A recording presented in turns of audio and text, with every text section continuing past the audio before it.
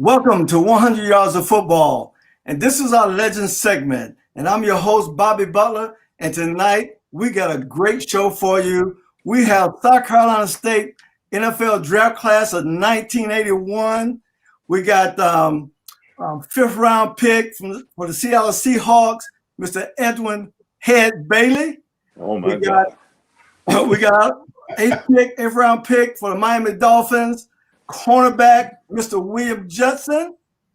We got undrafted free agent Angelo King to the Dallas Cowboys. And we got my man, 12th round pick for the Miami Dolphins defensive tackle, John Scrap-On Alford. Listen, man, welcome to the show. All right, thank you, Bobby. Man, Hey, Bobby, you pronounce that Alford. Alford. Let me make sure I get it right. Alford. Hey, you did take English class, huh? I started out in 100, but I got out. Hey, man, listen, man. It's good to have you guys on the show. We got a lot more guys in your class that we're going to talk about during this segment that's not with us tonight. But, man, I'm happy to have you guys here with me. Scrap-On, I haven't seen you since 1981, man. Yes, sir. It's been a while, Bobby. It's been a long time, man. So it's good to be here. So you guys, South Carolina State, in 1981, you had 5 draft choices out of your class, and you had 3 unrestricted free agents, right? Undrafted free agents. And I think you were only second. The only team that was ahead of you guys was Pittsburgh, if I'm right. And I think Pitt had like 11 draftees or something like that. And so South Carolina State was number 2. Y'all were right behind them. Yeah. And you were HBCU. Yeah. And so that's powerful. You know, one of the things I always used to try to figure out when I got in the league, you know, we always hear about the Alabamas, we hear about the Notre Dames, we hear about the Ohio States, we hear about the Southern Cal, especially back in those days, Michigan, you know, with draft choices, guys playing the league. You know, but people didn't realize back in 1981, Grambling had more NFL players in the National Football League active than any other college in America. So there was a lot of great football being played at our historically black colleges. But a lot of people don't know that. So I want to bring you guys on today and talk about your great university, the history that y'all have at South Carolina State, because y'all got a strong history. You know, a history that a lot of people don't know about, and we're going to share that today. Before we get started, let me talk about all the guys in the class. Robert Gettler was the 3rd round pick, the Buffalo Bills. Then we had Charlie Brown, who was the 8th round pick, the Washington Redskins, right? And so we had all you guys from that draft class. So let me ask you this. Before y'all went to college, what made y'all decide to go to South Carolina State? What was it about South Carolina State that made y'all sign there? I want all y'all to answer that question.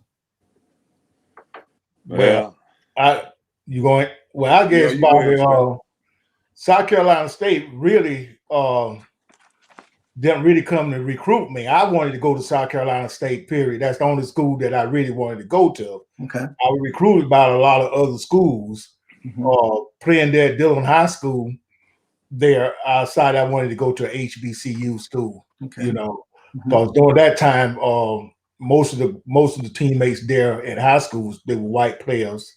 Not like, you know, most of us white. And I just wanted to go to HBCU. So Coach Blacknall was at A&T, and he was recruiting me heavy. Okay. Matter of fact, Coach Blacknall was sitting in my living room. At the last second, Coach Goodwin had called when I was trying to sign with A&T, and I told Coach Blacknall, I'm going to South Carolina State. That's where I wanted to go at. And he sat right there with the pen. I had the pen in my hand. Go on and sign. You know.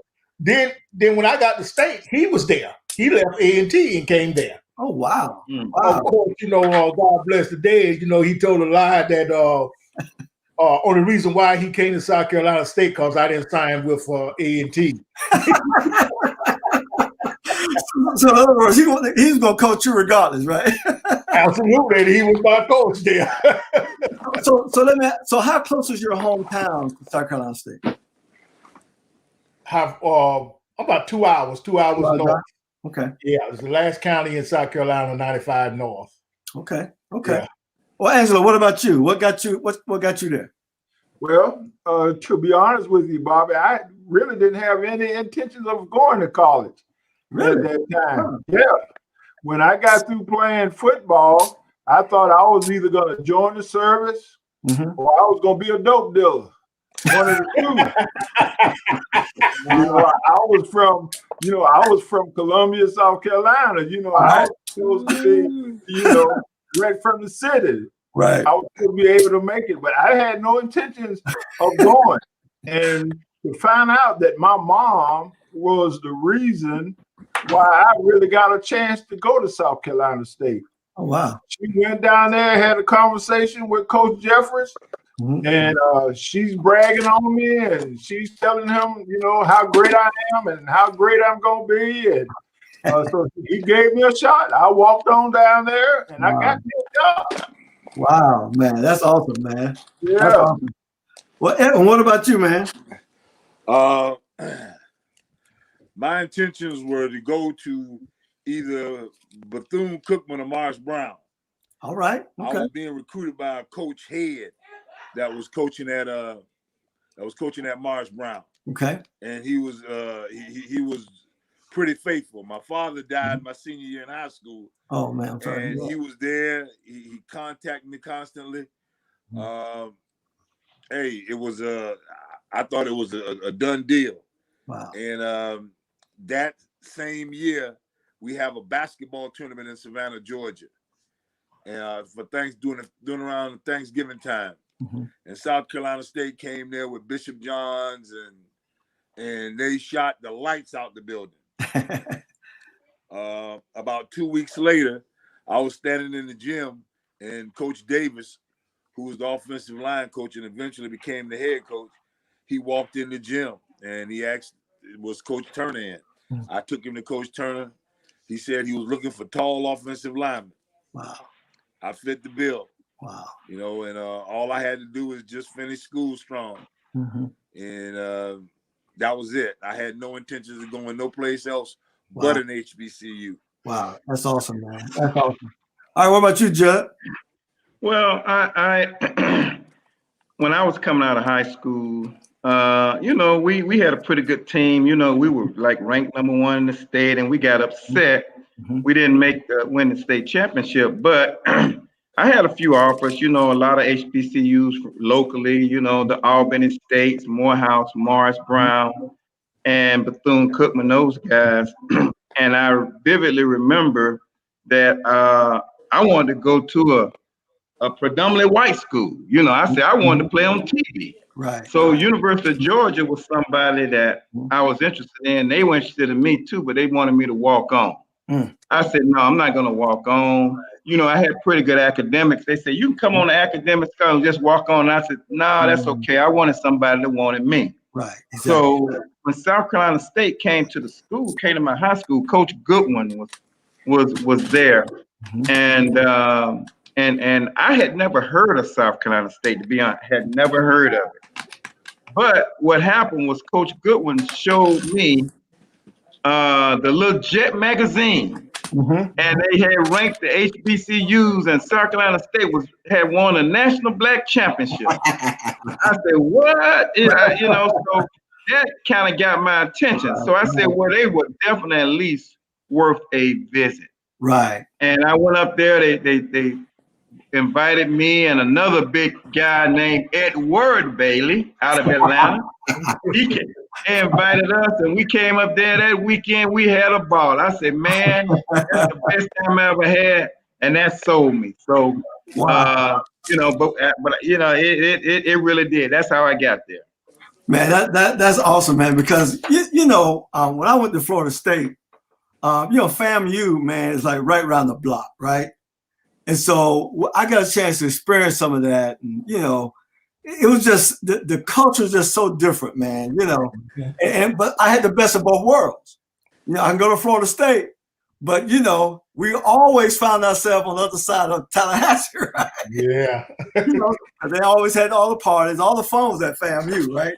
And so, but they had that band, man. That band they had, man, that Marching 100, man, that was incredible, man. And so that whole atmosphere can be seductive, right? So my high school coach, man, didn't allow me to go on any visits during football season. So I really didn't get a chance to experience some of those things. I went on one major trip. I went to Michigan State, and it was snow everywhere. I never saw snow in my life until that time. And I said, no, I can't do that. And so I just ended up going to Florida State. And, it worked out. It worked out for me.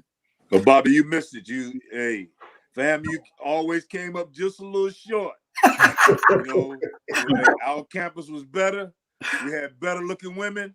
All right. Our band was one better because they had the marching 100. We had the marching 101. So, I like it. You should have came on over. I should have came up.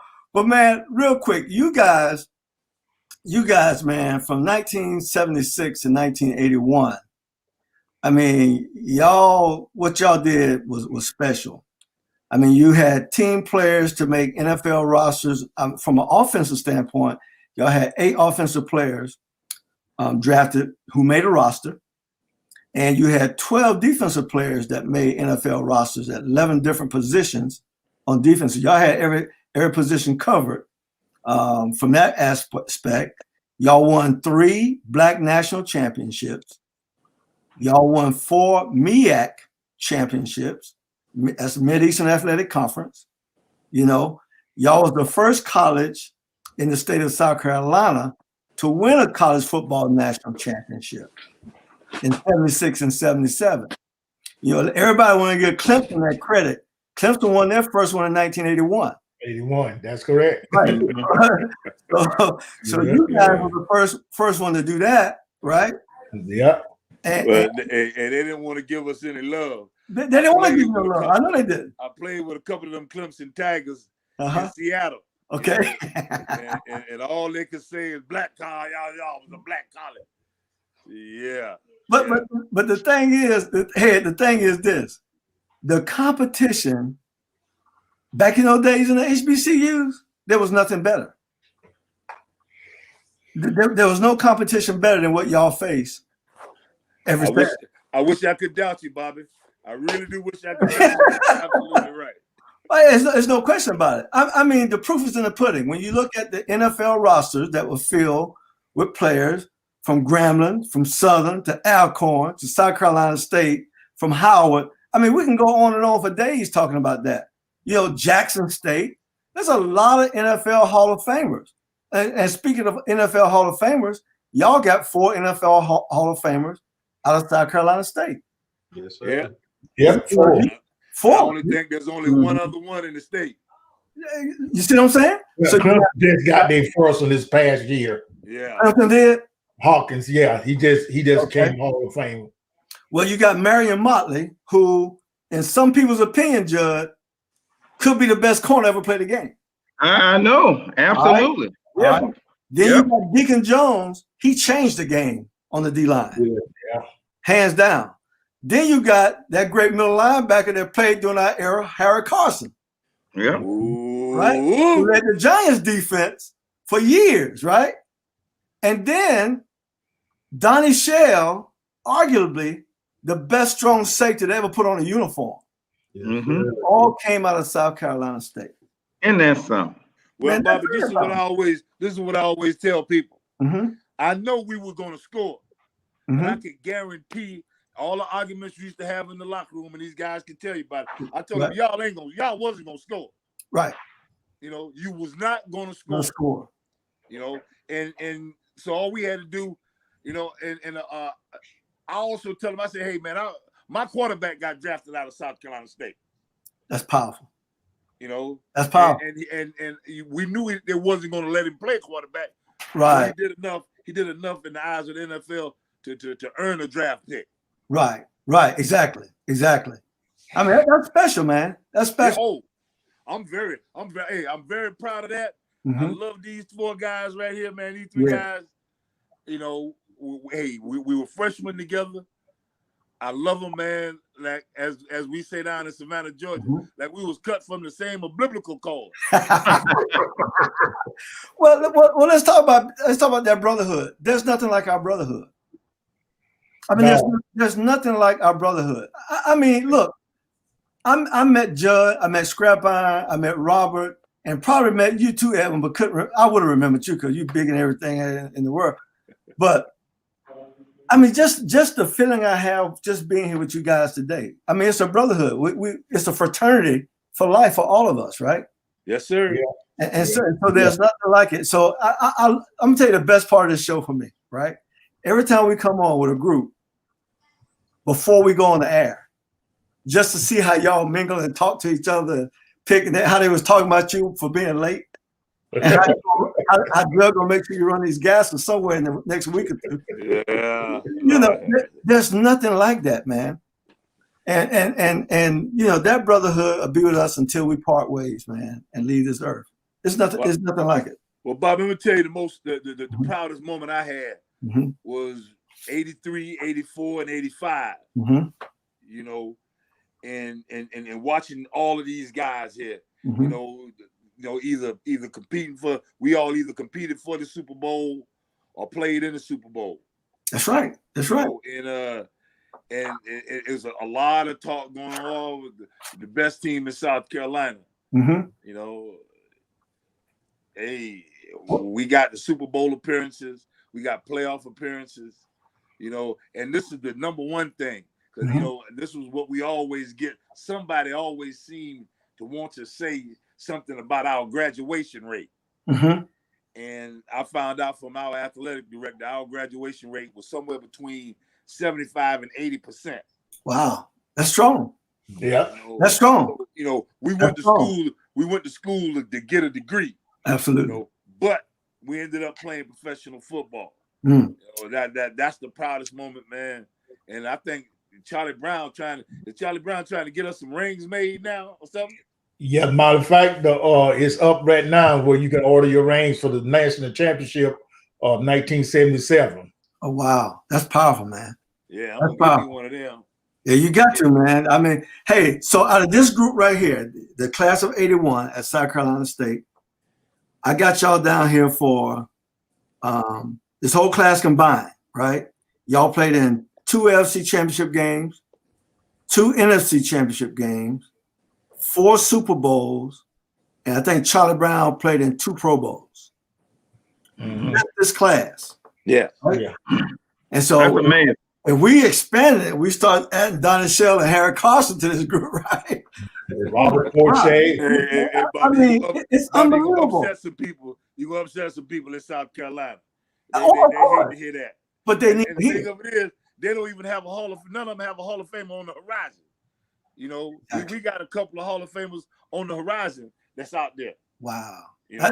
Hey, that says a lot. But, you know, one of the things I remember, you know, my boys who played at FAMU, when you talk about all y'all got degrees and got educated, you know, it was a different thing how even the professors at the HBCUs cared for the student and how they wrote. You didn't need your mama getting on your back, right? You know, they cared enough for you to make sure that y'all was going to get what y'all had to get. You know, now at Division I schools, you better get it or you're done. You better find a way. When nobody helping you doing nothing, you better find. Nobody cared. All of my classes here, had at least 400 students in every class. Wow. I want you to think about that. So as a freshman, I couldn't concentrate. Bro, I go to class, man, we're just looking. You know, the professors don't care. They're going to get up there. They're going to put that information on that board. You get it if you want to. I don't care if you get it. They're going to get that information and they're going to walk out of that class. They're going to get their check.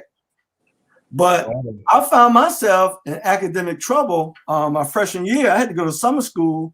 They had to give me some real two easy classes to build up my quality points so I can be eligible my sophomore season. But then by that time, I started figuring it out. I figured where I was lacking academically, you know, my study skills.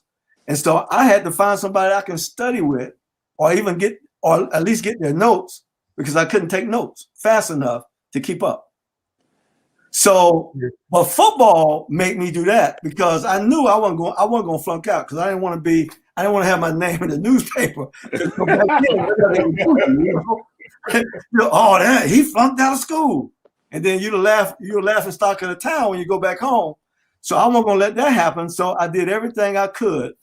And I got it done. I got it done. But here's the thing. When I left school, I didn't graduate. I was 8 hours short. Now listen to this now. I'm 8 hours short. Judd, I'm going back. I keep saying I'm going back. I had another year of track eligibility because I ran track at Florida State. And they was going to take care of me, but I never went back. Well, 2015 came along, 37 years later. I went back to school and I got my degree. Good for you, man. Good for you. Listen, those 8 hours turned into 38 hours. Over all that time. But I got it done, right? Got it done. It was a different thing for me, but the way y'all professors cared for you, they make sure you weren't going to be missing out. You had to get that paper. Oh, yeah. And the thing about South Carolina State, and you brought up some good points, Bobby. Yeah. I mean, and I know not every, but most football team, they have like a study hall, whatever. Oh, we had one. And if you weren't in that study hall, it was just, we felt sorry for you. Oh, wow. Because not only, our instructors had good relationships with our coaches. And they would let them know. I mean, just God bless his soul, Mr. Staley. He was one of them. I never had from him, but he was a friend of the football, and he would let us know. They would be on us like they were our parents. Wow. So that was the family. And then we had to go to study hall. We didn't go to study hall. Oh, nobody wanted to be in that 5 o'clock club. So that 5 o'clock club did not play. Wow. Well, we talking about rolling and crabbing and all kind of stuff. So it meant a lot. It like we all say, Bobby, it was so hard to be a Bulldog. So hard. They cared about us, man. I love it. And also, Bobby, if I could say something, it's kind of funny, Jed, that you mentioned Mr. Staley. I was in his math class, and Mr. Staley, to me, he was the kind of guy. His motto was, "I'll see you through." And what he meant by that was that you were gonna come in class, you were gonna show up on time, you were gonna be quiet, and if you did that, with him talking about your mama, making fun of you, you quiet, you're going to get a C. Well, I also had an English teacher, and I can't remember her name right now, but I took a lot of remedial classes, Bobby, when I went there, and English was one. And this lady, I wanted to call her a little heifer. She put me in front of the class, facing the class. What? And she made me an example. There wasn't no football player coming in her class that didn't pass was going to get a passing grade. Oh, and wow. that never left me. Wow. I passed that class, let me tell you, with flying colors. Angelo K. That was Miss Deese. Yeah, there you go. Miss Deese was like that. Miss Deese was nice. I had Miss Deese. Same remedial class. I had Miss Deese. Miss Deese was nice. Hey man, look, Angelo, I really don't appreciate this, but my wife wanted to say hello, man. Hey, how you doing? How you doing? Hey, Go. It's about black colleges. You went to Washington. So all right. So from an academic standpoint, you had professors and you had people who really cared about not just football, but academics. All right. Yeah. So let me ask y'all this. Tell me about your coaching staff at South Carolina State. Wow, man, our coaching staff, hey, you know, you got Willie Jeffers as the head coach, but I got to get to Angelo and all them. I'm quite sure they agree with me. Coach Goodwin was the backbone, in the tailbone, in the football. Because man, you know, we always said that Coach Goodwin was too hard, but when it came to fourth quarter, we weren't even breathing hard. Right. You know what I mean? That's where, hey, fourth quarter. Well, like Head said, once we scored, you know, game was over with, lights out, because they weren't going to score. Wow. Wow. And anytime you had a defensive coordinator, Right. and one of his rules was that you going to hold your opponents under 2.5 points per game. That ain't even a field goal. you know. That's right. And then you gonna hold them up on 100 yards rushing and under 50 yards passing. What? Yeah. And we made those goals. Wow. If you look in the NCAA book right now, you will see where we was ranked at at that time. Wow. On defense, in rushing and stuff on offense. You know, our offensive coordinators and stuff was as good as it was to the defense. Because Coach Johnson, one thing about Coach Johnson, if he didn't talk junk to you or talk about your mama, he didn't like you. You're right. He didn't like you. You know, but you know, if he turned his head and don't even say nothing to you, you can forget. Because he done went back and told Coach Jeffrey, that horse down there, boy, that's a horse. Oh my God. So did any of the coaching staff, did they play in the league? Had NFL experience? No. College experience, though. All of them, most of them was late 50s, early 60s in HBCUs. Okay. You know, and that was it. But they were diehard. They made us pay attention to the details. Right. I can remember being in Seattle on my rookie year, and they're talking about playbooks.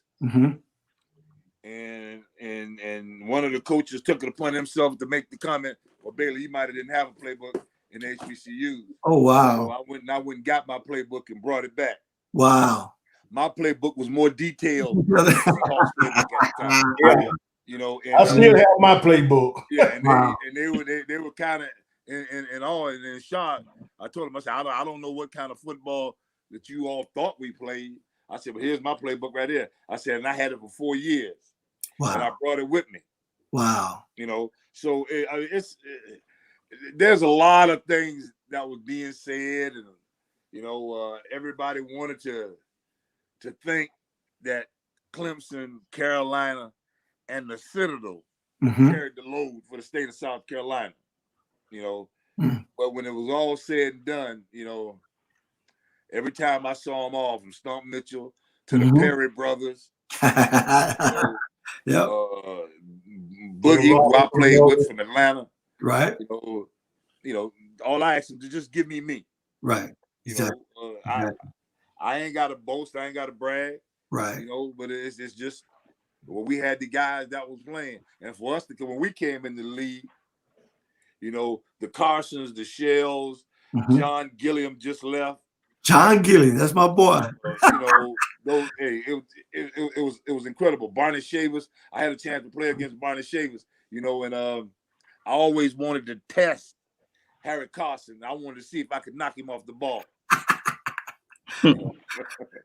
I think he made 22 unassisted tackles when he played the Seahawks in the Kingdom. So I found out why they call him the big dog. The big dog. Yeah, you know, he's he was a tough cat. Well, see, but that's the thing, man. You know, when you don't have TV contracts, when you don't have what everybody else has, you know, people can see Alabama, they can see those teams, but they couldn't see South Carolina State. Yeah. It's almost like it's unknown to the world.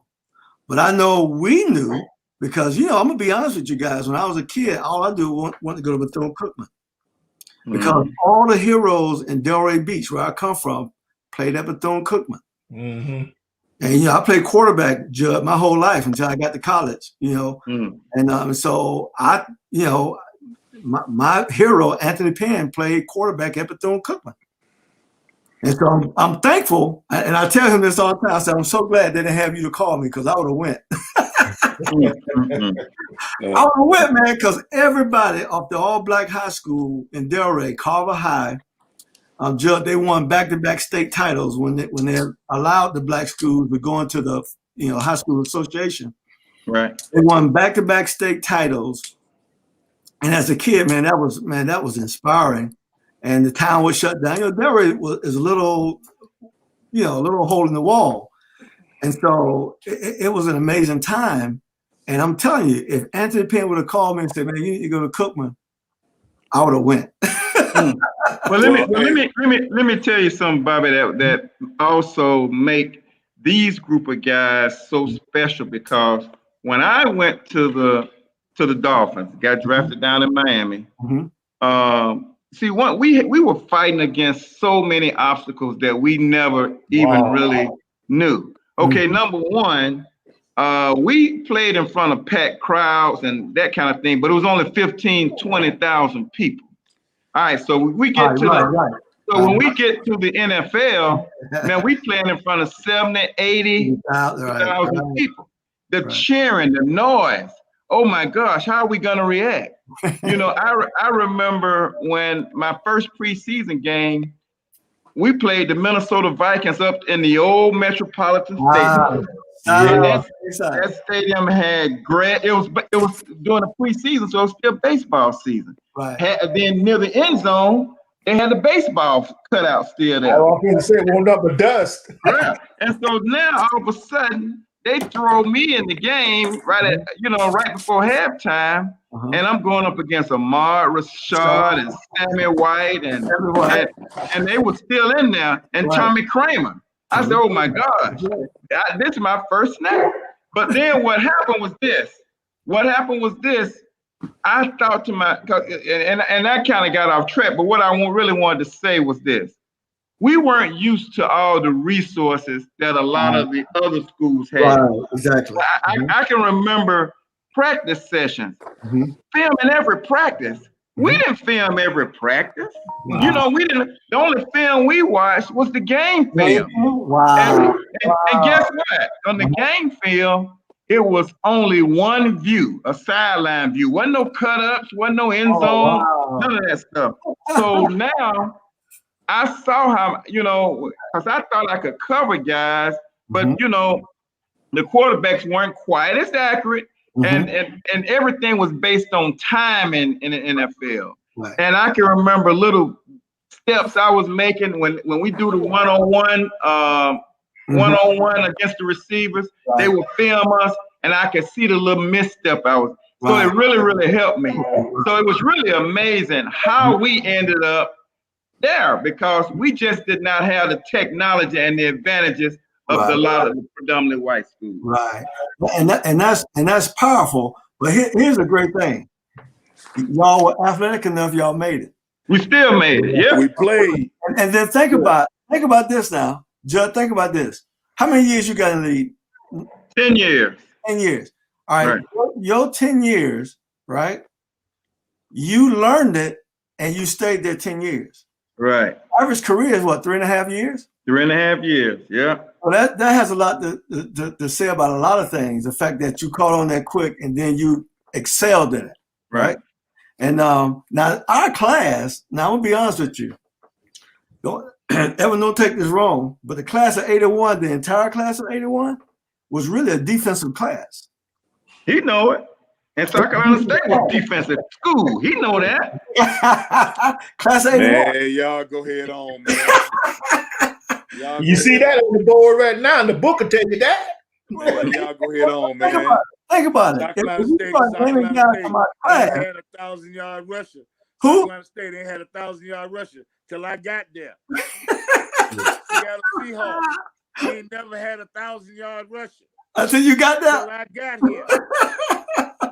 Well, let me say this. We had a couple offensive linemen in the class, right? Hey, I'll say this on behalf of our head, and it's no coincidence that he's on here with us tonight. Now, as a defensive team, in which we were, but Head could have played on defense. Head had that mentality while he was an offensive tackle that if you were his assignment, he would block you all the way out into the parking lot. And if you fell down, he'll sit there and wait till you get up and block you again. See, if I had the opportunity, Bobby, it's no accident that we're winners. Oh, when I got to the pros, my practice was easy.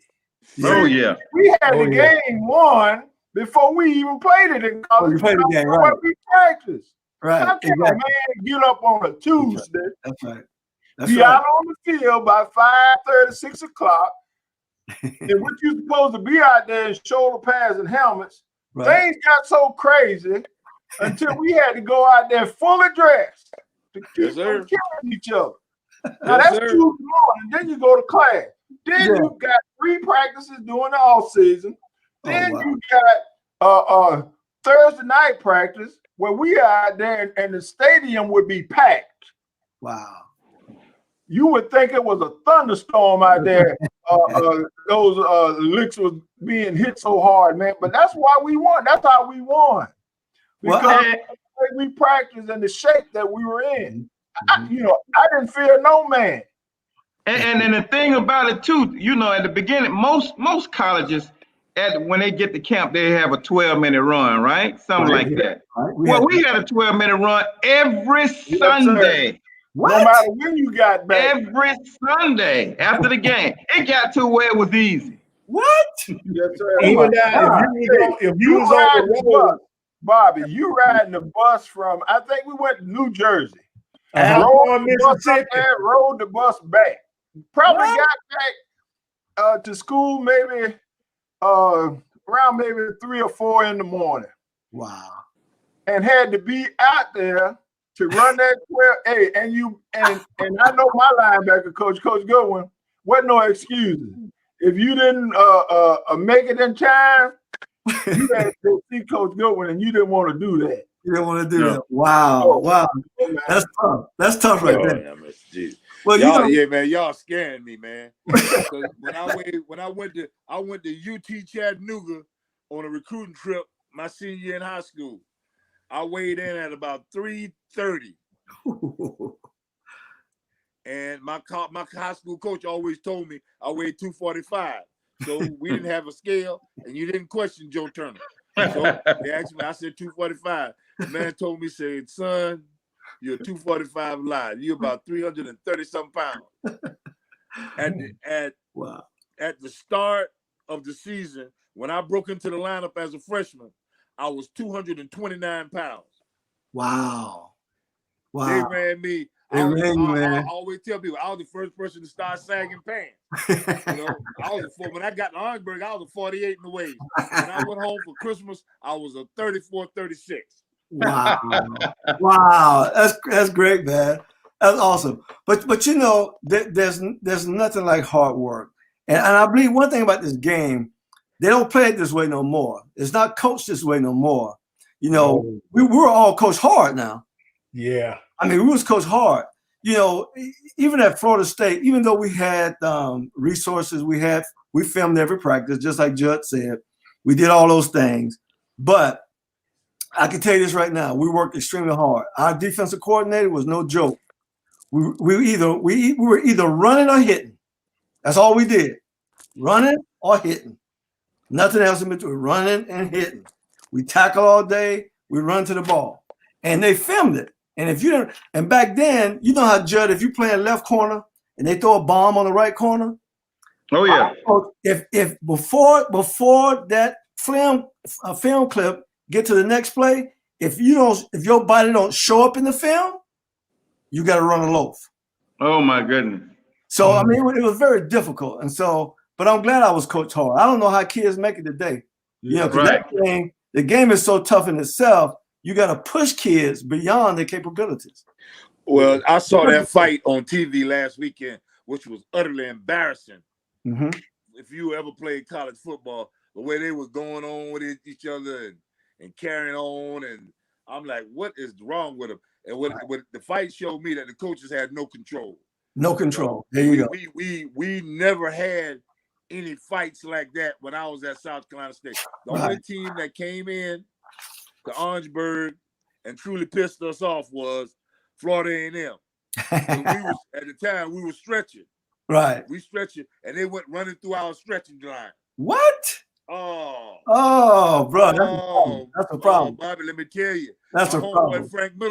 My homeboy Frank Middleton played tailback. And the Seahawks drafted him. Mm-hmm.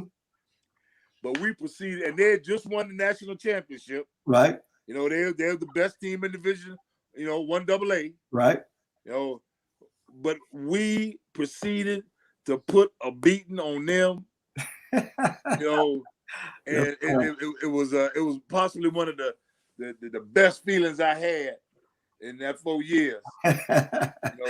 Because they had just came into the MEAC, right? And we'd already won the MEAC 2 or 3 times, and they automatically said, "Well, they're the national champions, so automatically they're gonna win the MEAC." Well, wow, we went 10-1. I think they went like 6-4 or something. Wow, 6-5 or something.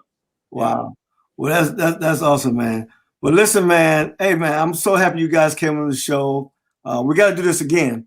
Scrap out. I got your number now, man. All right, Bobby. We'll be in touch, man. I got the number now. Angelo, I got your number. Anytime, bro. Head, I got your number. Hey, holler at me, bro. I'm gonna be right here. I'm gonna holler at you, man, because I love to have you guys on the Great Northwest again, and we do some more rapping, man. Well, that's our show tonight. This is 100 Yards of Football, our legend segment.